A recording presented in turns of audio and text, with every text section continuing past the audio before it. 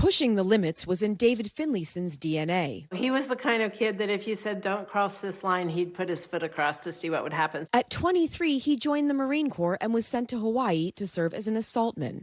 He loved being a Marine. This boy led a charmed life. Until suddenly, everything changed. So, it was a Thursday, November 7th, 2013. David's girlfriend texted Lori saying someone in his unit had died during a run and David wasn't answering his phone. Then a call with her husband delivered the news no parent wants to hear. 2 Marines were at their home. He just said, they're here.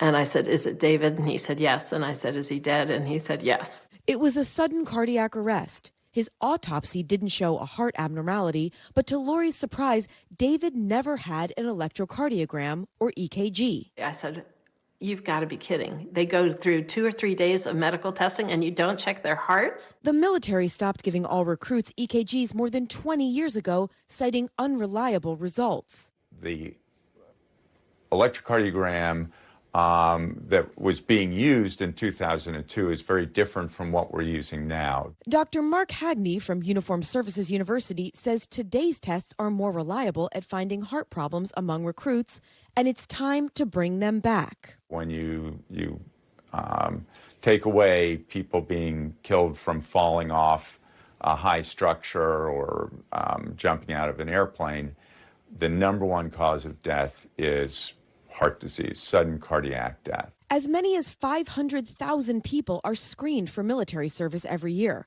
Dr. Hagney says on average, 0.5% have potentially serious cardiac issues.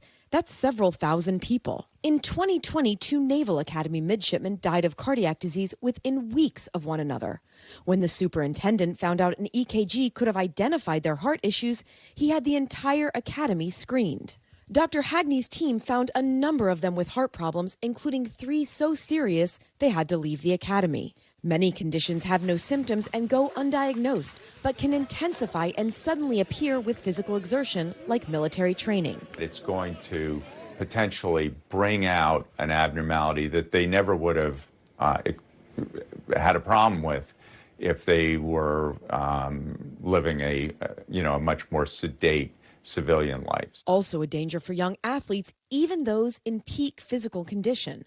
But Dr. Hagney warns the stakes are often higher for troops. If somebody has a cardiac issue in the middle of a mission or flying an airplane in a submarine, can be a disaster. Today, Lori is a mom on a mission, creating Lionheart Heroes, working to raise awareness, improve cardiac screening, and add AED machines, portable, easy-to-use defibrillators, to military fitness tests. In the military, they're always like, you got to keep trying, go, go, go. But if someone goes down like Damar Hamlin did in the NFL, think hard and start CPR. Her work already helped Congress pass more screening requirements, and she hopes the military will make AED machines more common. They're screening for color blindness or flat feet or all kinds of other things, and they need to check their hearts.